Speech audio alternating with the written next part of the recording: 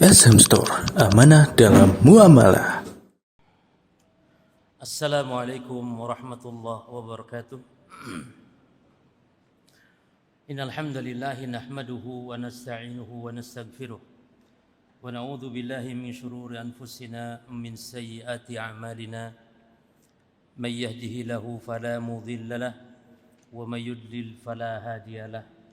Wa asyhadu an la ilaha illallah wahdahu la syarika lahu wa asyhadu anna Muhammadan 'abduhu wa rasuluh sallallahu alaihi wa ala alihi wa ashabihi wa tabi'in wa man tabi'ahum bi ihsanin ila yaumiddin wa sallama tasliman katsira, amma ba'd. Para jamaah kaum muslimin wal muslimat rahimani wa rahimakumullah, pembahasan kita berkaitan mubtilatil a'mal atau mubtilatul a'mal fi Ramadan, yaitu pembatal-pembatal atau perusak-perusak amalan di bulan Ramadan. Pembatal amalan ini sejatinya ya di luar Ramadan juga. Tetapi kenapa ditekankan di bulan Ramadan? Karena pembatal-pembatal ini akan merusak, membatalkan juga berarti ibadah puasa kita. Karena kita di bulan Ramadan, bulan melakukan amalan-amalan ibadah, di antaranya siam, bahkan amalan-amalan agung lainnya, al-qiyam, ya, dan yang lainnya.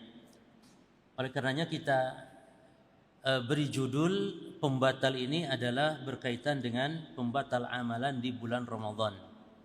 Jadi judulnya mubtilatul a'mal fi Ramadan. Tapi para jemaah sekalian, para salafus saleh, para sahabat, para tabi'in, generasi terbaik dari umat ini, mereka sangat khawatir, sangat besar rasa takut mereka akan batalnya amalan. Jadi mereka tidak semangat beramal, tidak.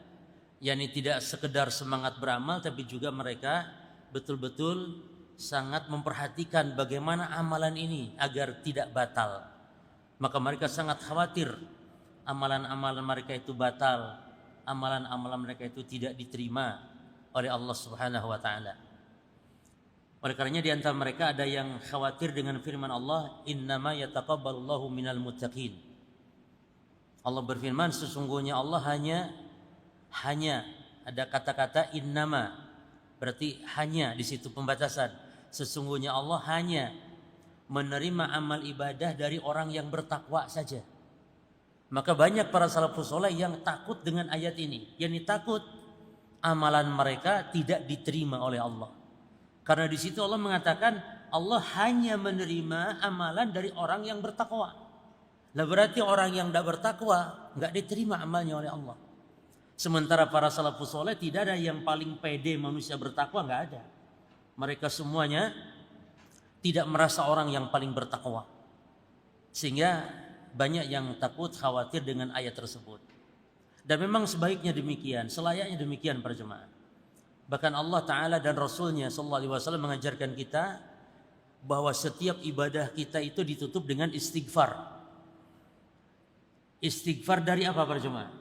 Setiap selesai ibadah tutupannya istighfar, penutupnya istighfar. Contoh selesai solat istighfar. Sebagaimana kata Thauban, dia mengatakan kana Nabi sallallahu alaihi wasallam idzan sarafa min salatihi istaghfara salasan. Thumma qala Allahumma antas salam wa minkas salam tabarakta ya dzal jalali wal ikram. Kata Thauban radhiyallahu anhu bahwasanya Nabi kalau selesai salat, insarafa itu selesai salat menoleh ke kanan ke kiri, assalamualaikum, assalamualaikum. Selesai salat Nabi istighfar langsung. Istighfar 3 kali. Lalu membaca Allahumma antas salam wa minkas salam tabarakta ya dzal jalali wal ikram. Nah, pertanyaannya, apa hikmah istighfar setelah selesai ibadah? Majlis ditutup dengan istighfar, kafaratul majlis. Apa hikmahnya? Hikmahnya adalah mengistighfari ibadah kita yang penuh dengan kekurangan. Khawatir ibadah-ibadah kita ini tidak diterima oleh Allah Subhanahu wa taala. Maka di antara yang sangat tepat adalah zikir setelah ibadah itu istighfar. Ya. Allah mengatakan wabil asharihum yastaghfirun, dan di waktu sahur di akhir malamnya nih orang-orang beriman pada beristighfar, menutup malamnya dengan istighfar. Ya. Maka insya Allah jemaah, di antara momen yang jarang-jarang kita ingat, yang banyak kaum muslimin lalai adalah ketika di waktu sahur kita makan sahur dan kita bangun, walhamdulillah, dan jarang-jarang kita bangun di waktu seperti itu. Kalau tidak karena Ramadan ini, maka manfaatkan kesempatan untuk beristighfar, karena itulah waktunya, itulah saatnya. Ya, Allah memuji orang yang beriman, karakteristik mereka wabil asharihum yastaghfirun, dan di waktu sahur mereka beristighfar. Ya. Nah, kembali kepada pembahasan kita. Para salafus salih mereka yakhafun, mereka takut antuh batu amaluhum, amal-amal mereka itu batal, amal-amal mereka itu tidak diterima oleh Allah sementara mereka tidak menyadarinya. Dan ini dasarnya adalah antum lihat nanti di surah Al-Mu'minun ayat yang ke-57, 58, 59, dan intinya di ayat yang ke-60-nya. Jadi 57, 58, 59, 60. Ya. Di mana Allah Ta'ala mengatakan innal ladzina hum min khasyati rabbihim mushfiqun walladzina hum bi ayati rabbihim yu'minun. Perhatikan di sini jemaah, yang intinya orang yang demikian imannya tingkat tinggi, beramal, tapi mereka takut. Ya. Sampai-sampai Aisyah itu bingung dengan ayat ini. Nanya kepada Rasul. Orang beramal, iman tingkat tinggi, amalan Masya Allah, amalan luar biasa, tapi kok takut? Takut apa? Gitu. Kita baca ayatnya. Sesungguhnya orang-orang yang mereka sangat takut kepada Rabb mereka. Ya. Walladzina hum bi ayati rabbihim yu'minun. Padahal mereka orang-orang yang beriman terhadap ayat-ayat Rabb mereka. Lalu Allah sifatkan lagi, walladzina hum bi rabbihim la yusyrikun. Dan mereka kepada Allah Rabb mereka orang-orang yang tidak berbuat syirik. Ini sudah orang hebat semua nih. Imannya tinggi, amalannya Masya Allah, tidak berbuat syirik lagi. Walladzina, perhatikan lagi, walladzina yu'tuna ma'atau. Dan mereka orang-orang yang telah memberikan, apa yang telah mereka berikan berupa amal, berupa sedekah dan semisalnya. Namun kata Allah, perhatikan, wa qulubuhum wajilah. Wa qulubuhum wajilah. Allah sebutkan sifat-sifat di awal tadi. Mereka yang takut kepada Allah, mereka yang beriman kepada kitab-kitabnya Allah, mereka yang tidak berbuat syirik kepada Allah, dan mereka yang telah menginfakkan, memberikan apa yang telah mereka berikan, namun hati mereka takut. Wa qulubuhum wajilah. Hati mereka takut. Lalu kata Allah, orang seperti itu annahum ila rabbihim raji'un, dan mereka yakin bahwa mereka akan kembali kepada Allah. Nah, ini ayatnya yang membuat Aisyah bingung radhiyallahu anha. Disinilah jemaah ya pentingnya manhaj. Artinya orang yang sudah pandai bahasa Arab, bahkan orang Arab, bahkan sahabat ada terkadang bingung dengan ayat, bingung dengan maksud dari Al-Quran, sehingga diarahkan, dibimbing oleh Rasul SAW. Artinya mereka tidak bisa memahami Al-Quran itu pemahaman sendiri, tidak bisa aja. Padahal nahu sorobnya kurang apa Aisyah itu. Para sahabat bahasa Arabnya sudah ngelotok banget sudah. Tapi terkadang salah paham terhadap ayat-ayat Allah. Maka di sini perlunya manhaj dalam memahami Al-Quran.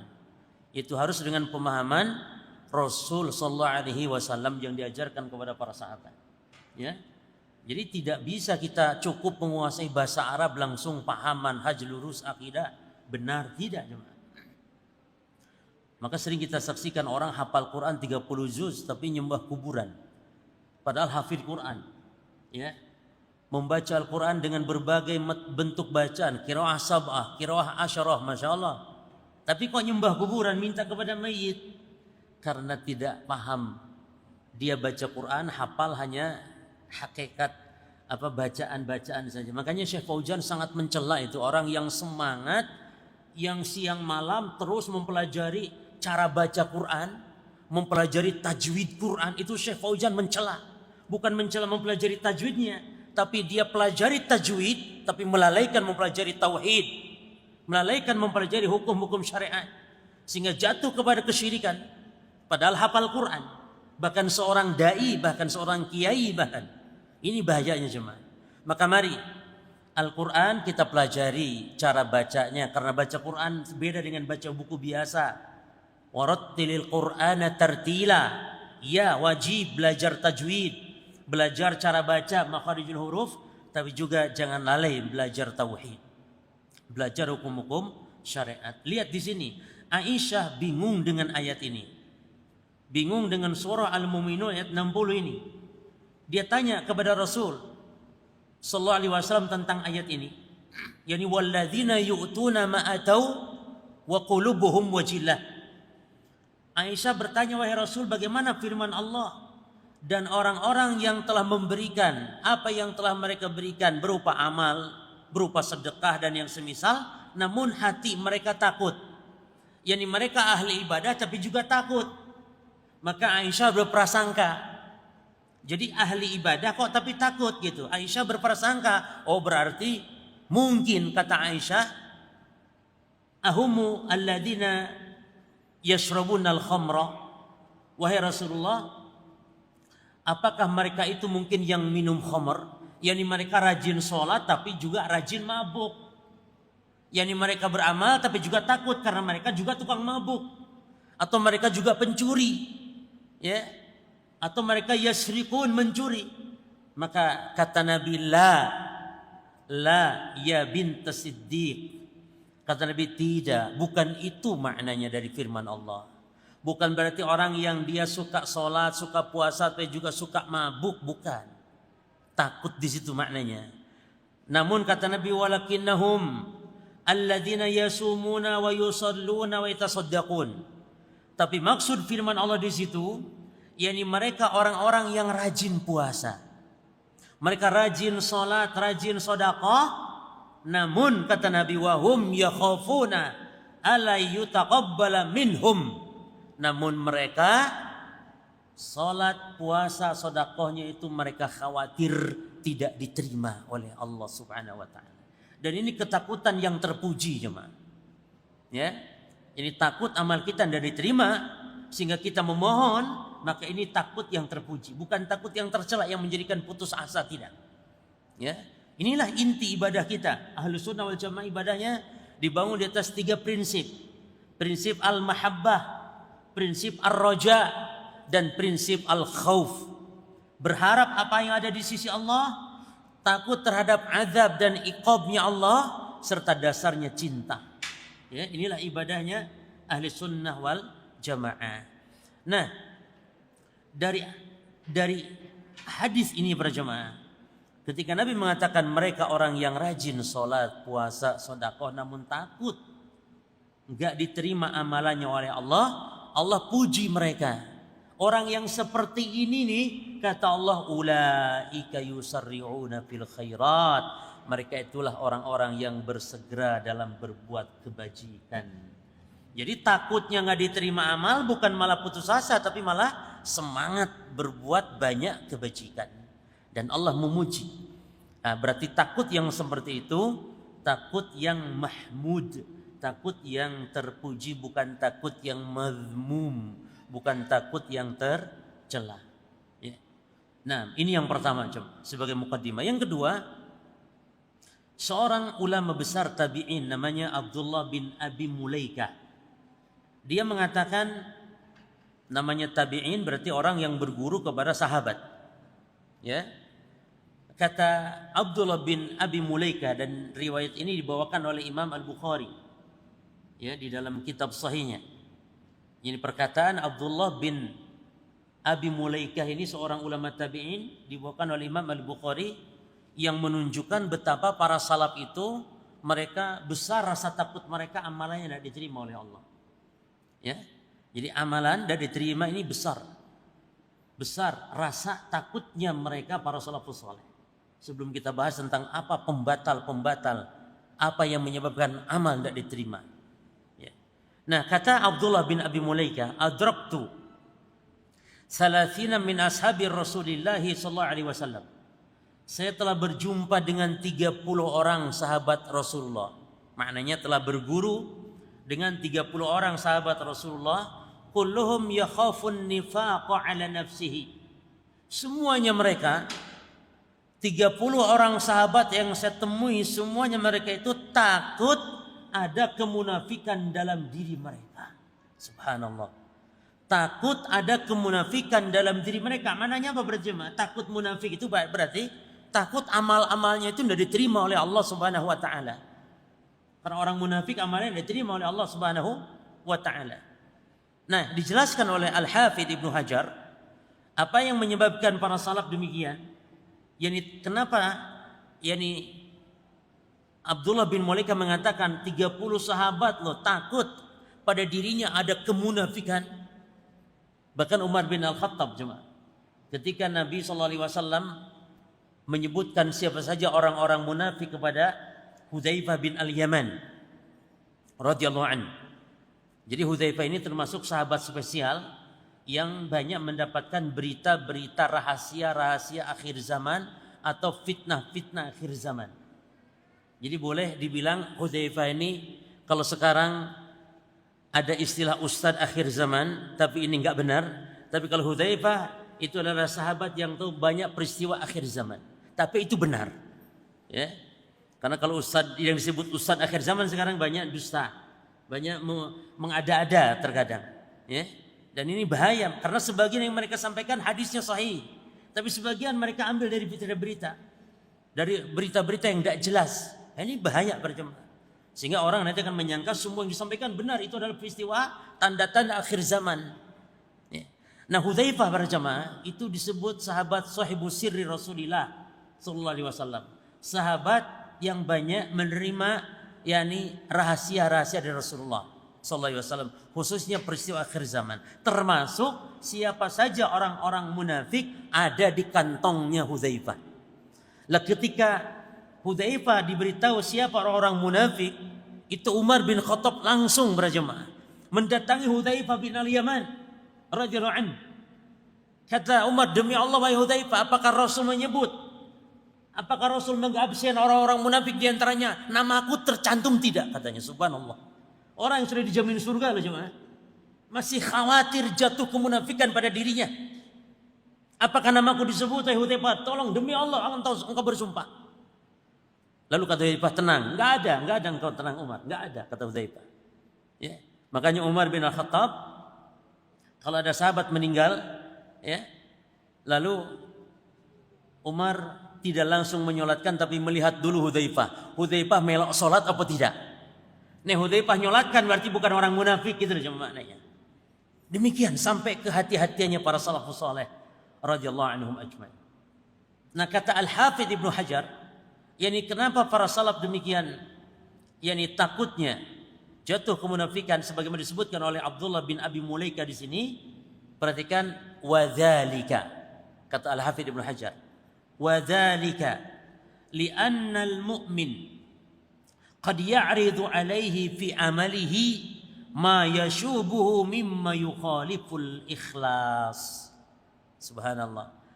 Karena hal itu demikian karena apa? Karena orang mukmin, ya, orang mukmin itu qad ya'ridu alaihi, terkadang muncul padanya itu sesuatu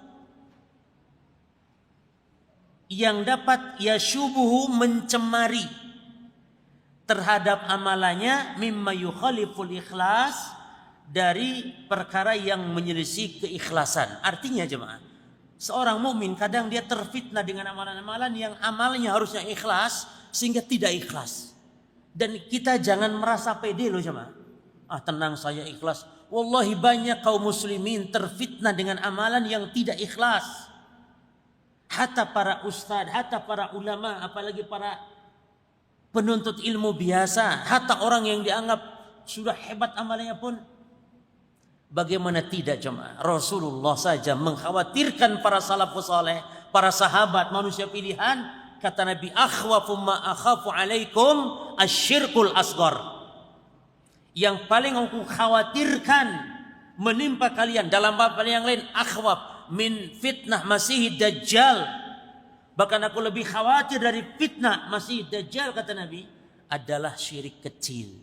Sahabat tanya, syirik kecil itu apa ya Rasulullah maksud? Yang kau khawatirkan itu apa wahai Rasulullah? Kata Nabi, riya'u ar-riya. Riya coba. Riya itu ingin dipuji orang beribadah. Subhanallah. Maka kalau antum yang sudah ngaji, walhamdulillah ini nikmatnya. Kalau antum yang sudah ngaji, kalau sampai nyembah-nyembah kubur yo koyoke rodo atuh lah insyaallah jemaah. Sebab antum bisa ngaji tauhid minimal wis ngerti. Tapi nek antum walaupun sudah ngaji, jangan harap merasa aman dari yang namanya riya dalam beribadah. Seorang bisa jatuh. Hatta para sahabat loh jemaah yang dikenal dengan kehebatan, keimanan, ketakwaan mereka. Manusia kaum yang paling terbaiknya manusia setelah para nabi dan rasul.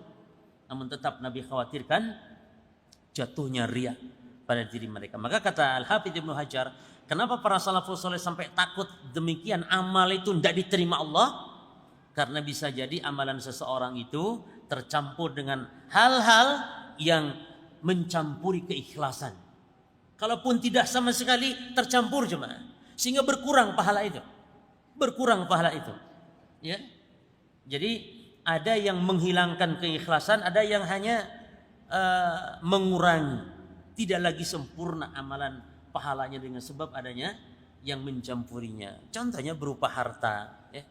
Berupa harta. Baik. Dan yang dimaksud dengan pembatal pada jemaah dalam bahasan kita adalah pembatal amal ini maknanya dan telah disepakati ada yang pembatal secara hakiki, yakni membatalkan total. Jadi pembatal itu ada dua maknanya.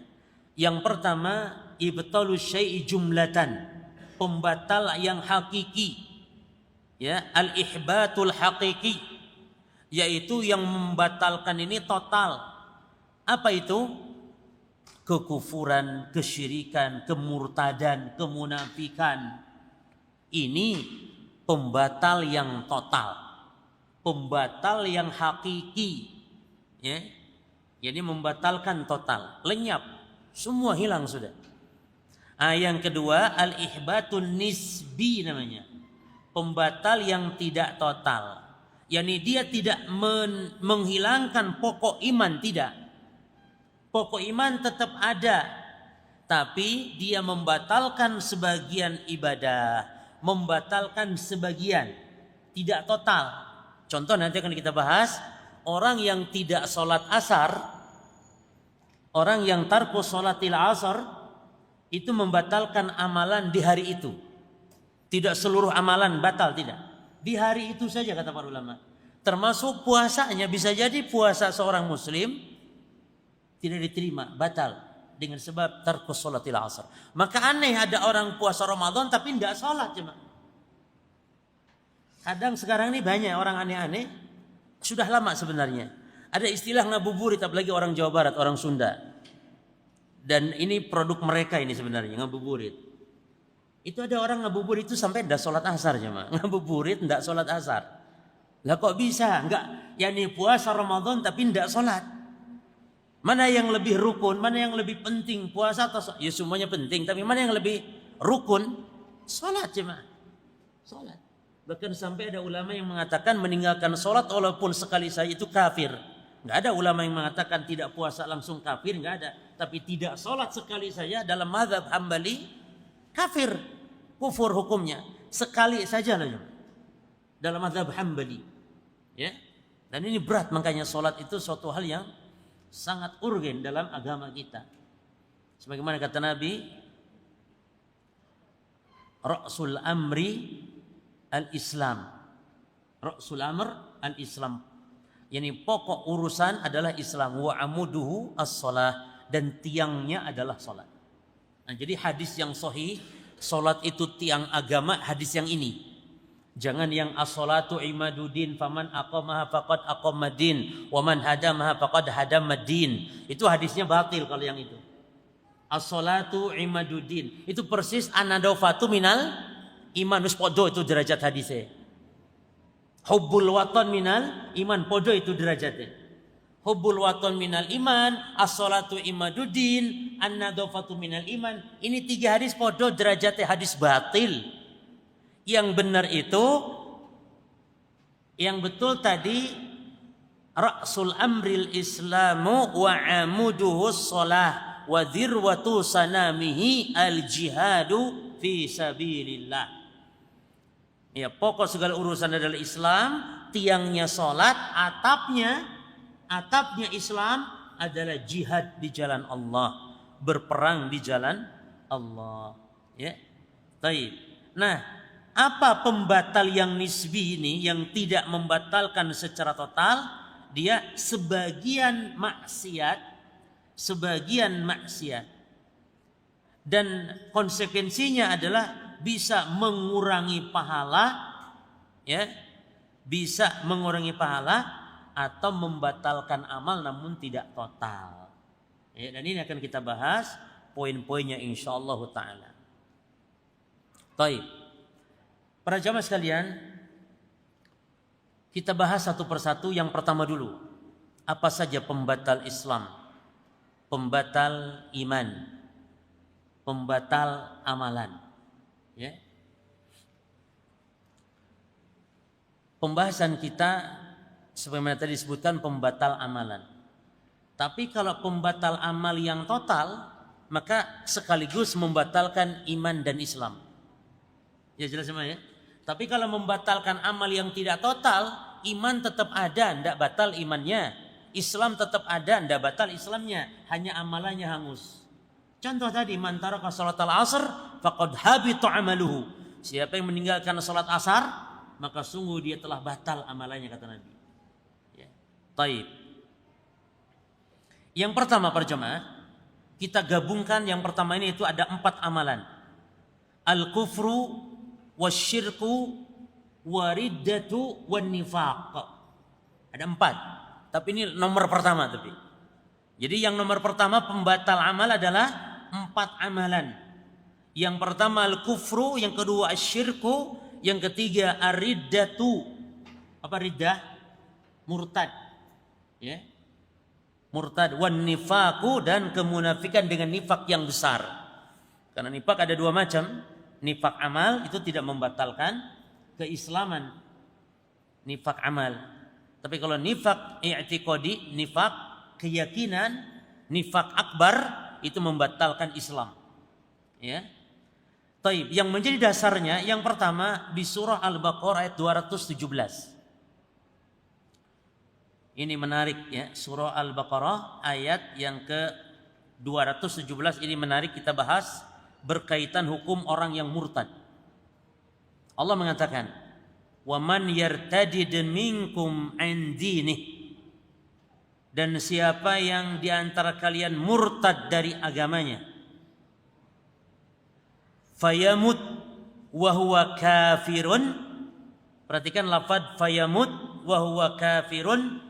Lalu dia mati, yakni murtad dari Islam, lalu dia mati dalam keadaan kafir, faulaika habitat a'maluhum.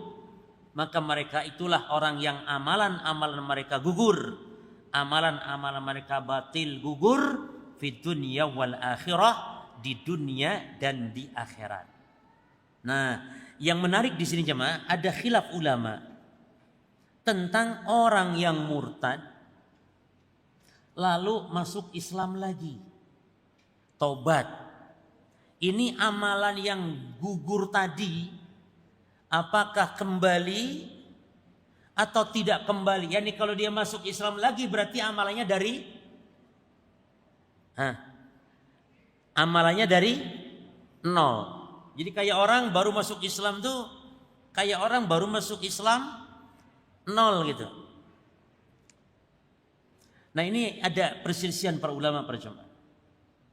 Nah cuman sebelumnya antum wajib tahu dari hadis Imam Muslim disebutkannya bahwa orang kafir kalau dia masuk Islam, semua dosa-dosanya digugurkan oleh sebab Islamnya dia. Semata-mata Islamnya seorang, dosa-dosa, dosa membunuh, dosa nyembah berhalanya Allah ampuni dengan sebab keislamannya.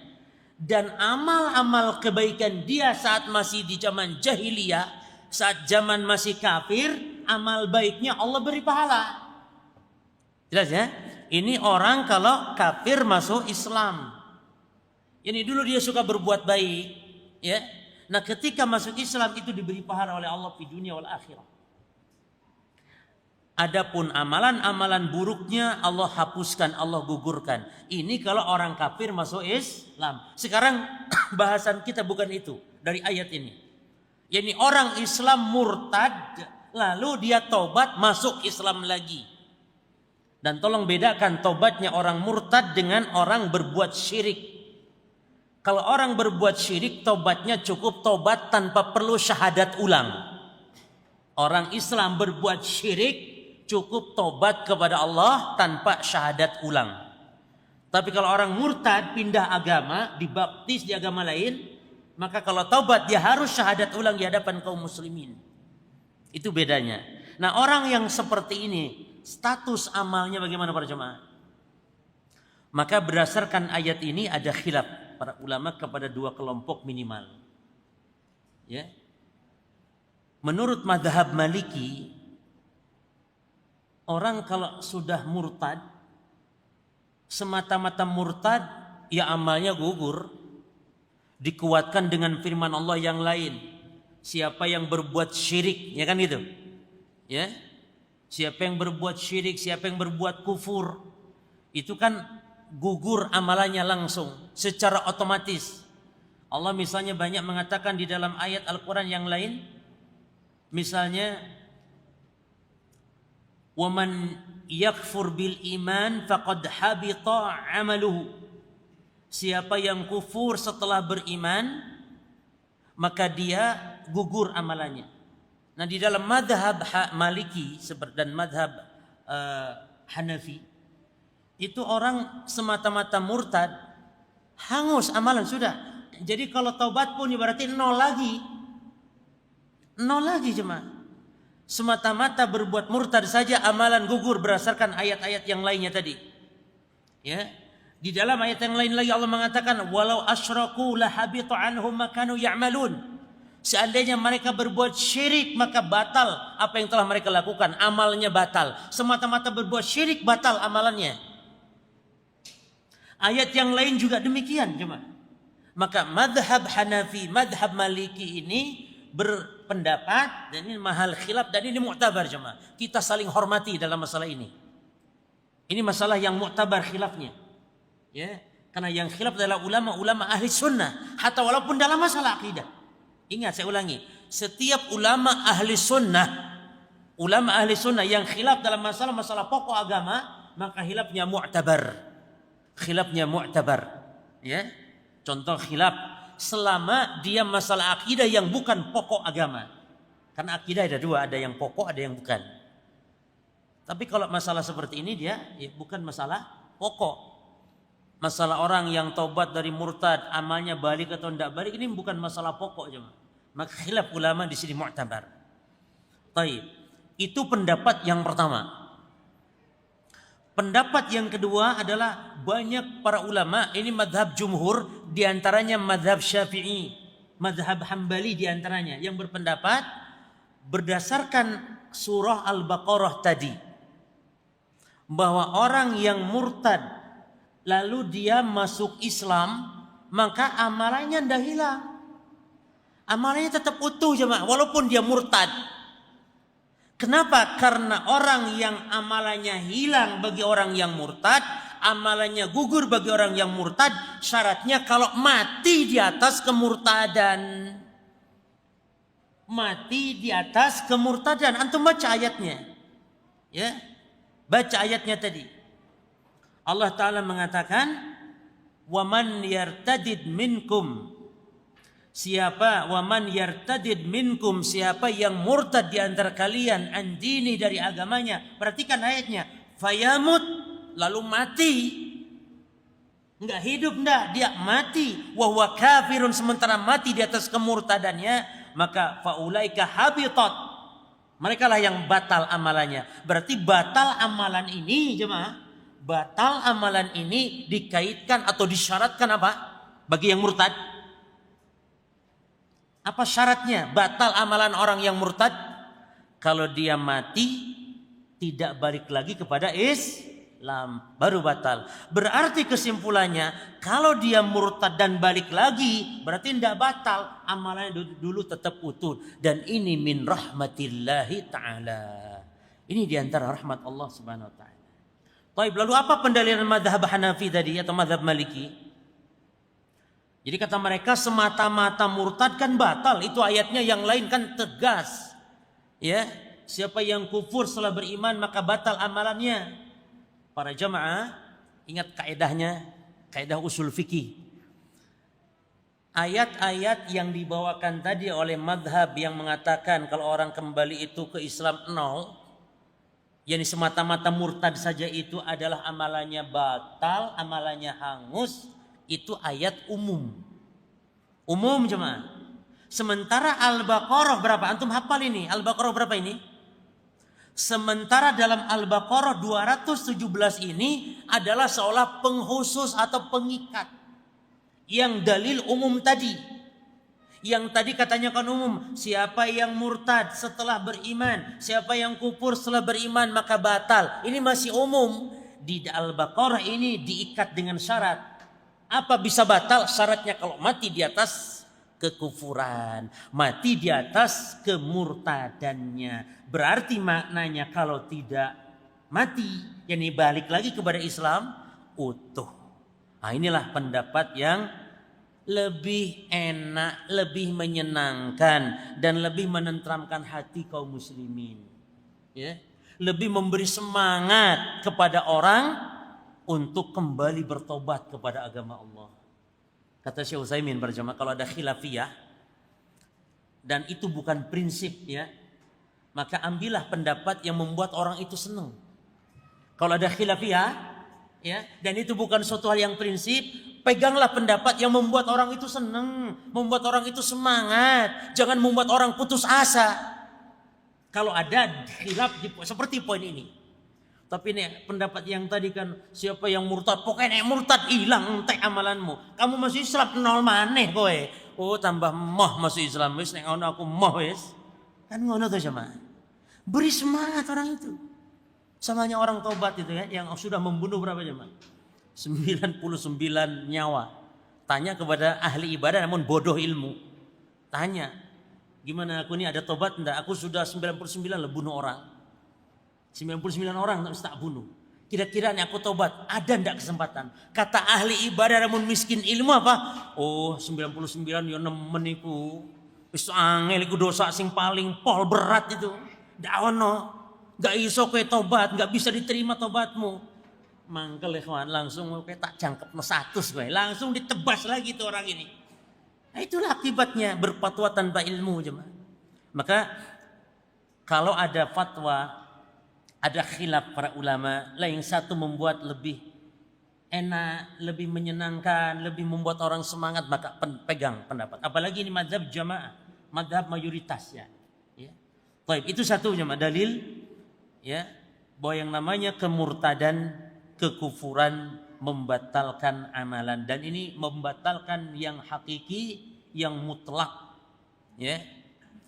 Adapun dalil kesyirikan itu ada di surah Az-Zumar ayat 65. Allah Subhanahu wa taala mengancam Rasul kita Muhammad sallallahu alaihi wasallam.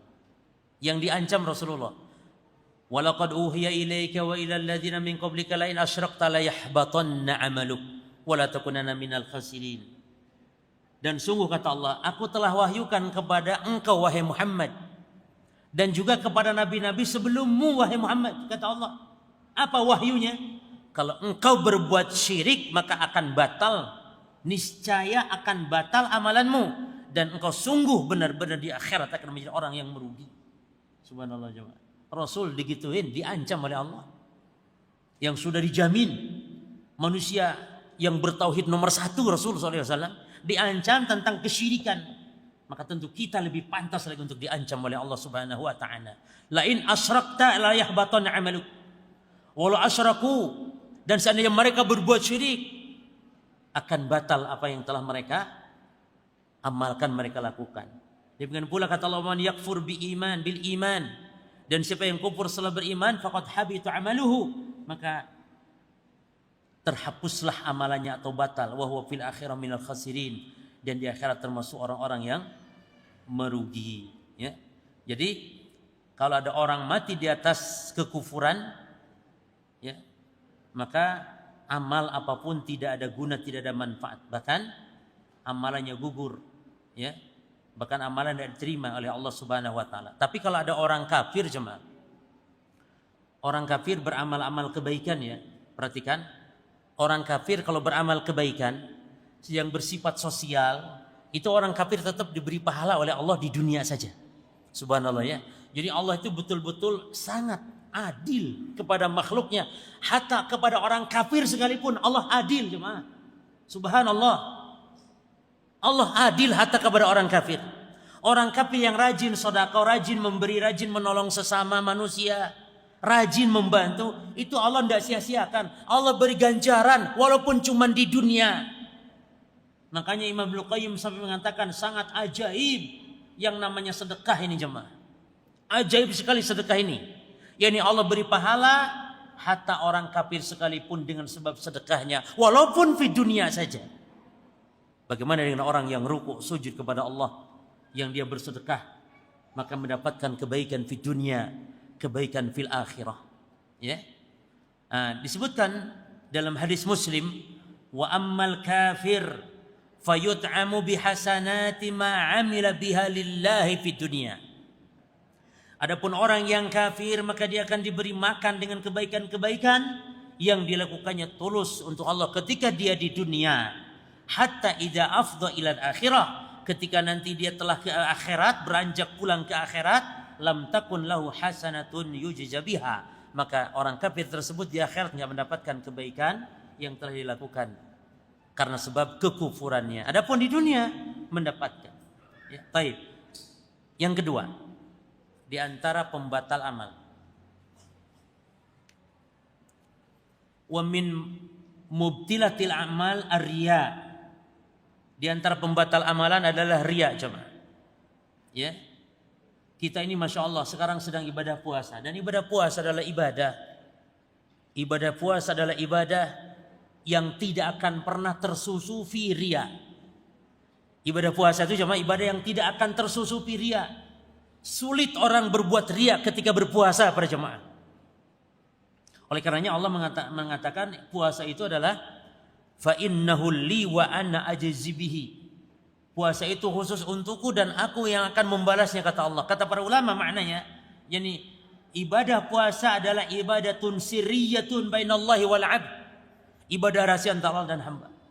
Tapi jangan sampai para jemaah kita melakukan amalan ibadah, melakukan amalan-amalan dosa yang menyebabkan puasa kita tidak diterima oleh Allah Subhanahu wa taala. Seperti nanti itu pembahasan tentang meninggalkan sholat asar. Ya. Baik, jadi di antara pembatal amalan adalah riya. Saya tanya, riya ini termasuk ihbatul hakiki am ihbatun nisbi? Pertanyaan, riya ini apakah pembatal total hakiki atau pembatal nisbi? Ini tidak total, riya. Nah, tadi kan itu kita sudah tahu tadi. Apa yang pembatal hakiki tadi jemaah? Kekufuran, kesyirikan, kemunafikan, kemurtadan, ya. Nah, sekarang riya yang mana jemaah? Saya tak kasih angkat tangannya wis. Keto aneh nek ono khilaf di kalangan jemaah. Wis sing enggak ono khilaf ae. Si angkat tangan. Antum, nisbi. nisbi salah, tapi kita kasih hadiah walaupun salah. Ini kita kasih hadiah walaupun salah loh ya. Siapa yang angkat tangan lagi? Nisbi salah. Siapa yang angkat tangan lagi? Ayo. Hak total hakiki salah juga, tapi kita kasih hadiah. Nih. Loh, terus yang mana jemaah? Al-jawab, oh iya, al-jawab dirinci. Ria kelompok mana? Karena ria ada dua. Ada riaul munafikin, ini ihbatul hakiki. Riaknya kemunafikan, ini total. Riak kemunafikan. Tapi yang kedua, riaul mu'min. Riaknya orang-orang beriman. Atau ria al-amal, ria amali, nifak amali, maka ini tidak total. Nah, yang dibahas di sini yang mana? Ria yang tidak total. Karena kalau ria yang ini sudah jadi ria kemunafikan. Iya kan jemaah? Orang munafikan di sholatnya apa? Yura'unan nas wala yadhkurun Allah illa qalila. Orang munafik itu ria, ingin dilihat manusia kalau beribadah. Itu nifak akbar itu. Riaknya orang munafik itu total membatalkan amalnya. Tapi yang kedua, riaknya orang beriman. Riaknya kita, riaknya saya, riaknya antum, riaknya ahli tauhid, riaknya orang beriman. Banyak yang terjangkit penyakit ria. Orang sholat berjemaah, dibagus-baguskan sholatnya. Itu ria, batal amalannya. Disebutkan oleh Nabi SAW tentang syirik kecil itu. Itu orang yang sholat fayuzayyinu sholatahu. Lalu dia perbagus sholatnya. Kan ada orang sholat Allahu Akbar. Bismillahirrahmanirrahim. Allahu Akbar. Ketika ada orang lihat, ada orang masuk masjid, dia langsung begini. Allah. Jadi pelan, jadi khusyuk, masya Allah jemaah. Yang tadinya main gini, Allahu Akbar, Allahu Akbar, Allahu Akbar. Tadinya pas ada orang masuk, wih, anak sing delok langsung Allah. Jadi pelan, itu jadi diperbagus sholatnya. Nah, itulah riya. Nah, itulah yang membatalkan amal, ya. Dan riya ini berjemaah termasuk kesyirikan. Walaupun memang syirik kecil, tapi ingat Nabi mengatakan paling aku khawatirkan menimpa kalian daripada fitnah Masih Dajjal. Padahal tidak ada fitnah di muka bumi yang besar daripada fitnah Dajjal para jemaah. Ya. Baik. Jadi al-mura'in, orang yang riya ini berat. Bahkan di akhirat 3 golongan manusia jemaah. Yang pertama kali api neraka dinyalakan bagi mereka. Salah satunya orang yang riya. Subhanallah. Dan riya kecil. Neraka dinyalakan bagi 3 kelompok itu yang riya semuanya itu. Yang baca Quran, yang menjadi seorang alim, yang ingin disebut sebagai alim, yang dermawan, yang dia bersedekah, berinfak, ingin disebut dermawan, yang berjihad jemaah. Namun mereka semuanya dimasukkan ke dalam neraka pertama kali dengan sebab riya. Maka mari ya kita waspadai senantiasa yang namanya riya ini, pembatal amal. Yang ketiga jemaah, pembatal amal. Ini jam berapa ya siswa? 5 jam 5 seperempat ya.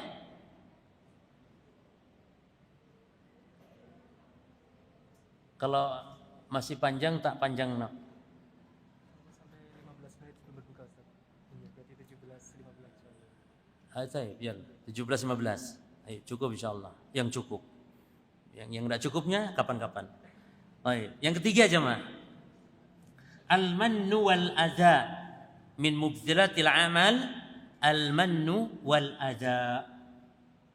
Artinya mengungkit-ungkit dan menyebut-nyebut, menyakiti pemberian setelah kita memberikan sesuatu. Subhanallah. Kalau ndak ada saya loh kamu tuh jadi opo. Ndak ada saya katanya kamu jadi uang. Kalau nggak ada saya kamu nggak jadi orang katanya. Subhanallah.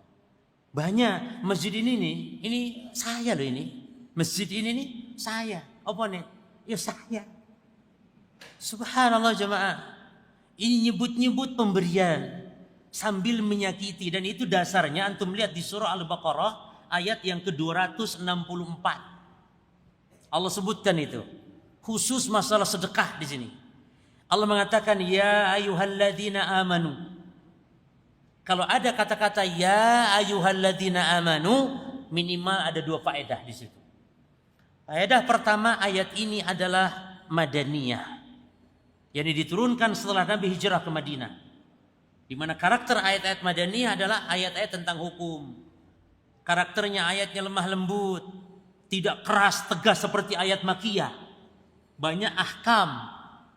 Ya ayyuhalladzina amanu, karena diturunkan kepada orang yang sudah siap menerima syariat, orang-orang yang beriman. Beda dengan fase Abu Jahal, fase Abu Lahab di Mekah yang keras, harus dengan keras kekerasan, tegas ketegasan. Maka ayat-ayat di Makkiyah sebelum Nabi hijrah itu keras. Neraka, jahanam, kekal, jahanam.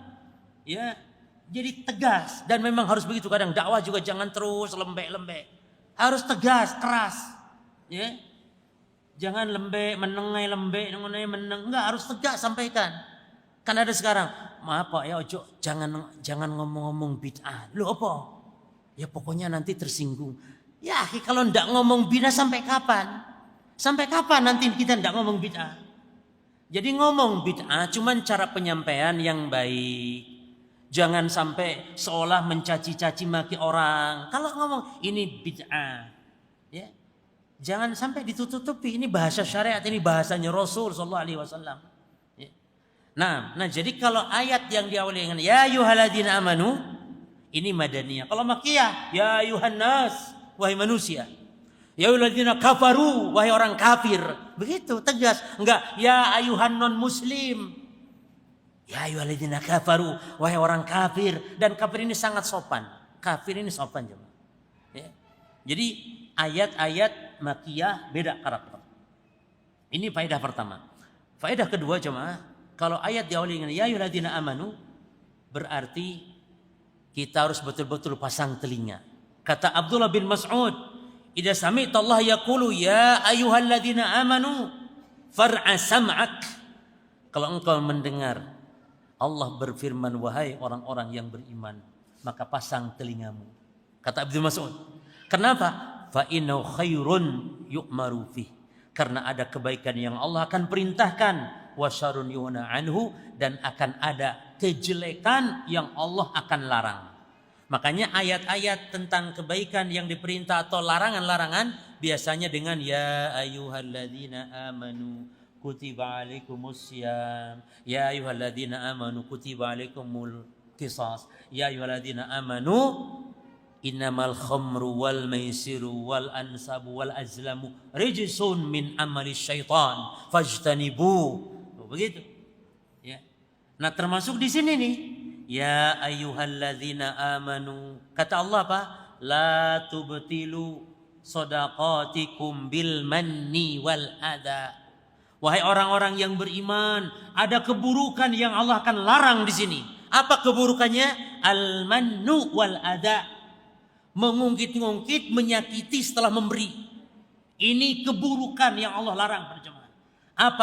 Apa konsekuensinya? Kata Allah, la tubtilu shadaqatikum. Jangan kalian batalkan sedekah kalian. Subhanallah. Allah gambarkan bagaimana batalnya sedekah yang diikuti dengan menyakiti dan seterusnya. Kalladzi yunfiku malahu ri'a annas, ya, yang seperti mereka orang yang menafkahkan hartanya karena riya kepada manusia. Dan seterusnya ayat ini terusnya antum bisa baca. Namun yang jelas syahidnya dari ayat ini membatalkan sedekah, apalagi Ramadan jemaah. Ini Ramadan, bulan yang kita dianjurkan memperbanyak sedekah. Jangan sampai batalkan ibadah Ramadan kita berupa sedekah dengan apa? Dengan al-man wal adza. Ya. Al-man itu ngungkit-ngungkit. Al-adza itu mengganggu, menyakiti. Sakit hati orang yang diberi. Ya, percuma memberi tapi menyakiti seperti itu. Dalam hadis kata Nabi juga mengatakan salatun atau salasatun la yaqbalullahu minhum sarfan wala adlan. Ada 3 golongan manusia yang Allah tidak akan menerima amal wajib mereka dan amal-amal sunnah mereka. Ya, Siapa yang 3 golongan ini? Yang pertama akun, yang durhaka kepada orang tuanya. Subhanallah jemaah. Putus rizki, putus amalan, doa enggak dijabah Allah. Ya, amalan enggak diterima oleh Allah. Durhaka kepada orang tua. Sebaliknya jemaah, orang yang selalu memudahkan urusan orang tuanya, selalu menyenangkan orang tuanya, berbakti kepada orang tuanya, Allah mudahkan rizkinya, Allah bukakanlah pintu-pintu hidayah jemaah. Makanya antum ingat, ini sebuah teori yang nyata di dunia kita sudah bisa merasakan hasilnya. Orang yang baik hubungan dengan orang tuanya, mesra hubungan dengan orang tuanya, dia senang orang tua dengan sikap anaknya, maka anak-anak seperti rata-rata sukses dalam urusan dunia dan sukses dalam urusan agama. Yani sukses dalam urusan akhiratnya para jemaah. Amal ibadahnya dimudahkan Allah, rezekinya dilapangkan oleh Allah karena sebab apa? Memudahkan urusan orang tua. Bagaimana tidak jemaah? Orang lain saja kalau kita mudahkan urusannya, Allah lapangkan. Urusan kita Allah mudahkan. Apalagi yang kita senangkan itu adalah orang tua kita. Ya. Antum lihat kalau antum sedekah kepada orang lain, kepada saudara kita muslim orang lain, bagaimana gembiranya dia jemaah. Kadang sampai nangis loh dia. Sampai doakan semoga Allah beri rezeki, semoga begitu. Sing panjang umur, sing jembar jerema, semoga. Itu kalau kita memberi kepada orang lain. Bagaimana kalau orang tua kita yang nangis karena kita memberinya uang, memberinya khidmat pelayanan, membantunya, menyenangkannya. Apa saja keinginan orang tua selama tidak melanggar larangan Allah, beri pada jemaah selama kita mampu. Maka jangan sampai ada orang tua pinjam uang kepada kita. Jangan sampai kita beri. Maka Allah mudahkan urusannya. Jadi durhaka kepada orang tua menyebabkan amal tidak diterima. Wa mannanun, nah ini dia mannan. Yang suka ngungkit-ngungkit pemberian, ini Allah tidak terima amalan wajibnya dan amalan sunnahnya. Dan yang ketiga, wa mukadzibun bil qadar, yang mendustakan takdir. Yani yang tidak beriman kepada takdir. Ya. Kita ngebut. Ar-rabi'ah, yang keempat, pembatal amal yang keempat, tarku sholatil asri takasulan hatta yafuta waktuha. Meninggalkan sholat asar karena malas. Karena malas loh jemaah. Sebab meninggalkan sholat itu satu dari dua kemungkinan. Kemungkinan pertama, tarikus sholati juhudan. Meninggalkan sholat karena mengingkari kewajiban sholat. Dan ini sepakat ulama, hukum orang ini kafir. Tarikus sholat juhudan. Meninggalkan sholat karena mengingkari kewajiban sholat. Sholat ini tidak wajib. Bahkan walaupun dia tetap sholat, tapi keyakinan hatinya meyakini sholat tidak wajib, maka dia tetap kafir walaupun dia sholat.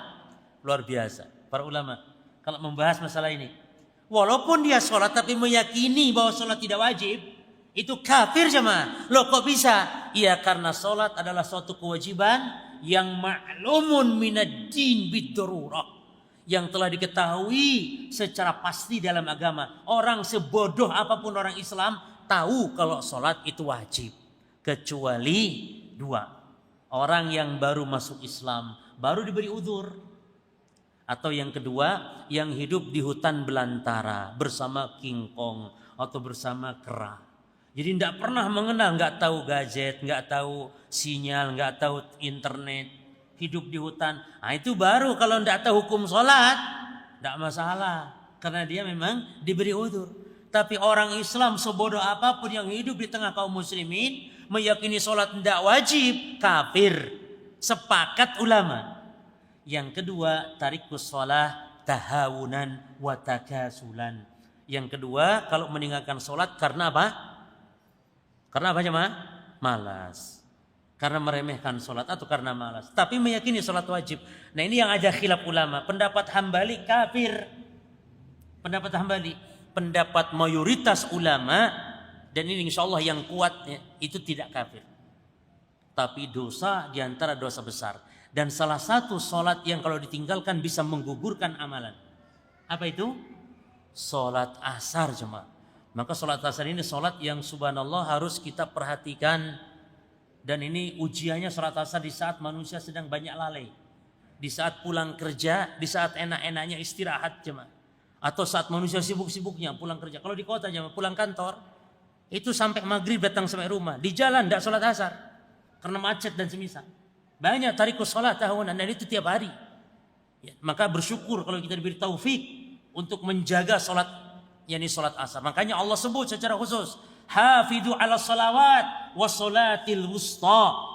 Jagalah seluruh sholat dan khususnya jaga, kata Allah, sholat wusta. Apa sholat wusta di sini? Hah? Ada khilaf. Lagi-lagi khilaf. Sholat wusta itu ada khilaf antara sholat asar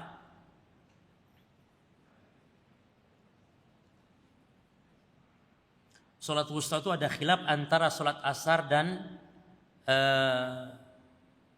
sholat maghrib wusta itu. Dan yang kuat pendapat sholat asar. Dalam ayat ini sholat wusta maknanya sholat asar. Sebab Nabi ketika di perang Ahzab, di perang Khandaq, perang Ahzab disebut juga perang Khandaq, itu Nabi terluput sholat asar, tidak melakukan sholat asar termasuk para sahabat yang lainnya.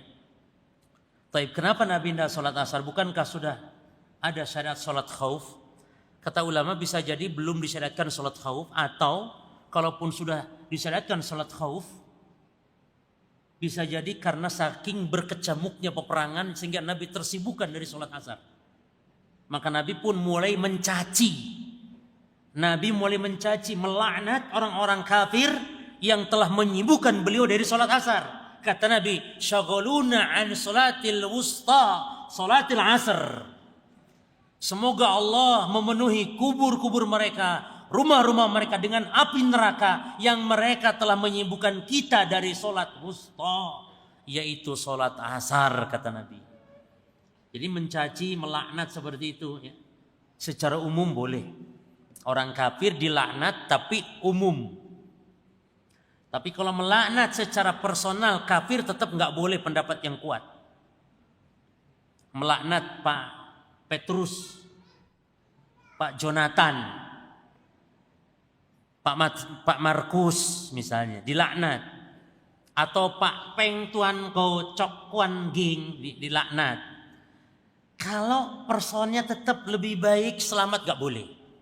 Tapi kalau umum melaknat orang Yahudi, melaknat semoga Allah melaknat Yahudi, itu boleh karena umum dia.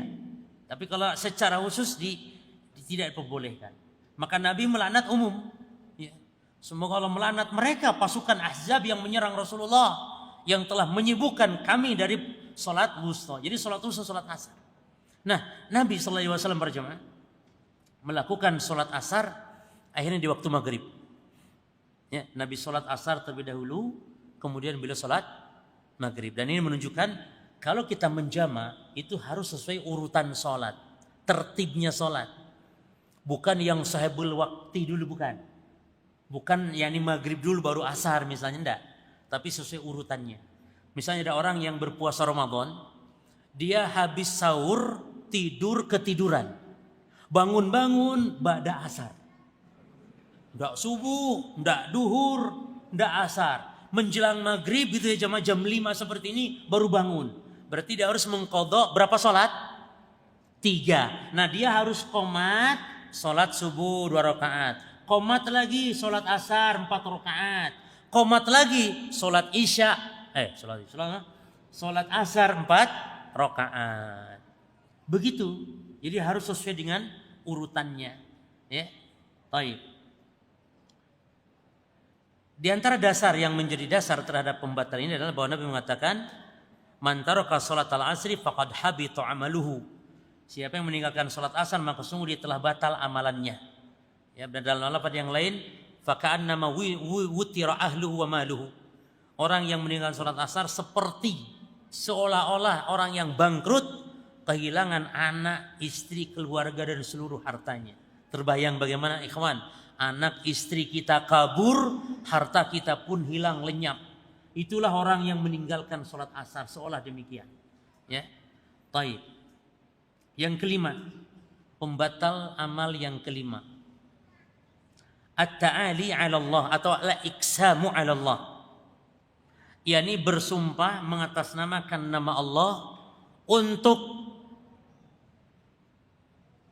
untuk menyatakan si fulan tidak diampuni Allah, si fulan tidak mendapat hidayah, yakni untuk mencelakai orang. Tapi ngomongnya demi Allah, gak boleh. Ya, demi Allah si fulan tidak dapat hidayah. Demi Allah semoga kamu. Ini dia menyebut nama Allah, Al-Iqsam Allah. Nah ini orang seperti jemaah bisa jadi amalan dia yang dibatalkan oleh Allah Subhanahu wa taala. Apa kesalahannya orang seperti ini? Mengatakan demi Allah kamu tuh nggak akan dapat hidayah. Apa kesalahan orang ini? Membatasi rahmat Allah yang demikian luas. Jadi orang ini sok tahu gitu. Dari mana dia tahu kalau si fulan nggak diampuni? Dari mana dia tahu kalau si fulan nggak dapat hidayah? Kenapa kita nggak berdoa semoga Allah memaafkanmu, semoga Allah mengampunimu, semoga Allah memberi hidayah ke taufik kepadamu? Kenapa kita tidak doa demikian? Yang malaikat di kepala kita mendoakan apa? Amin walaka bimisl. Amin. Semoga engkau pun mendapatkan apa yang kau doakan untuk saudaramu. Senantiasa ya ikhwan, senantiasa tebar kebaikan, doakan hal yang baik-baik. Makanya di zaman Rasul pernah bersabda bahwa dahulu di zaman sebelum Rasul ada umat sebelum kita, kata Nabi, yang dia bersaudara gitu cuman. Bersaudara dalam arti ya berteman akrab lah, bersaudara. Yang satu pelaku maksiat, yang satu ini ahli ibadah. Yang ahli ibadah ini nasihati kepada yang pelaku maksiat, jangan gini, jangan ini, dinasihati. Tapi mungkin ini ngeyel, ya. Tetap nggak mau taat, tetap pada kemaksiatannya, nggak mau sadar juga cuman. Akhirnya dia bersumpah. Demi Allah nek gitu kamu tidak dapat hidayah. Tidak dapat hidayah. Maka para jemaah sekalian kata Nabi, nah orang yang seperti ini Allah katakan kepadanya, man dalladhi yata'alla alayya. Ya, alla aghfiru li fulan. Siapa yang lancang mendahului aku, bersumpah atas nama aku bahwa aku tidak ampuni si fulan. Kata Allah, fa ini qad ghafartu li fulan. Sungguh aku telah mengampuni si fulan. Wahbattu amalak, sementara amalanmu aku gugurkan, kata Allah. Kan sebab apa tadi? Bisa jadi karena kibir, karena kesombongannya. Maka hati-hati, jangan sembarangan mengatakan demi Allah orang ini tidak dapat hidayah. Nggak boleh para jemaah. Ya, taib. Ini diantara poin penting adalah bersumpah dengan menyebut nama Allah bahwa si fulan tidak mendapat hidayah. Hikmahnya, orang ini dianggap telah mendahului terhadap rahasia Allah Subhanahu wa taala, ya. Banyak masih para jemaah di antara poin-poin penting, termasuk di antaranya yang membatalkan amal, termasuk amalan tidak diterima.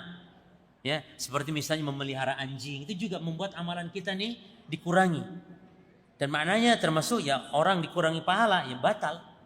Walaupun tidak total. Termasuk juga misalnya orang yang berbuat kebid'ahan, ini bagian dari pembatal amal. Amalnya ahli bidah diterima oleh Allah Subhanahu wa taala. Maka harus kita waspadai hal-hal demikian.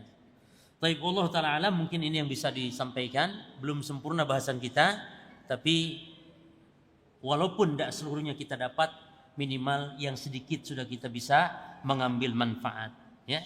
Demikian, ada 2 buku mungkin hadiah. Baik.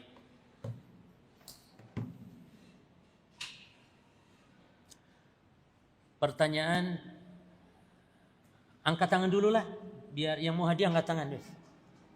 Antum, taib. Apa dalam mazhab Syafi'i orang yang murtad lalu tobat masuk Islam, apa hukum amalan-amalan yang dulunya menurut mazhab Syafi'i?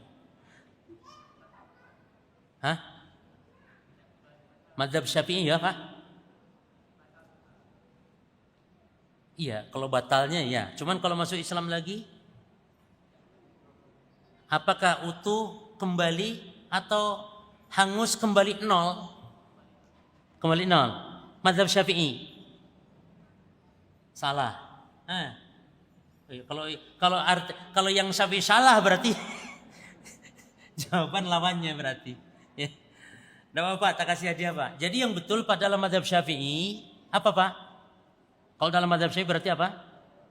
Amalan itu utuh kembali, tidak gugur. Kalau dalam mazhab Syafi'i yang gugur itu kalau murtad langsung, yakni mati dalam keadaan murtad. Dalam mazhab Hanafi itu kembali 0. Fadhal Fa, amalan bukunya diambil. Pertanyaan kedua.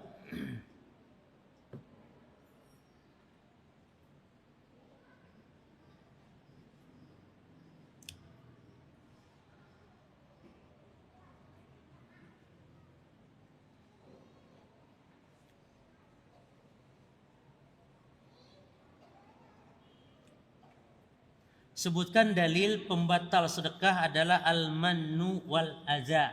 Walaupun secara singkat dalilnya. Sebutkan bahwa pembatal sedekah adalah al-mannu wal aza. Yang diawali tadi ya ayyuhalladzina amanu. Terus lanjutkan. Ayo. Harus tahu dalilnya. Ayo Pak, Al-Baqarah. Ya ayyuhalladzina amanu. Terus?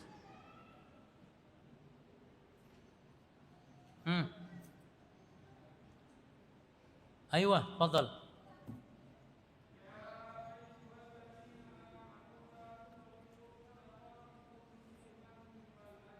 Naam, yakfi, barakallahu fiik. Itu apa? Panitia Ustadz bukan? Bukan. Hah? Siapa? Bukan panitia? Iyalah. Fadal.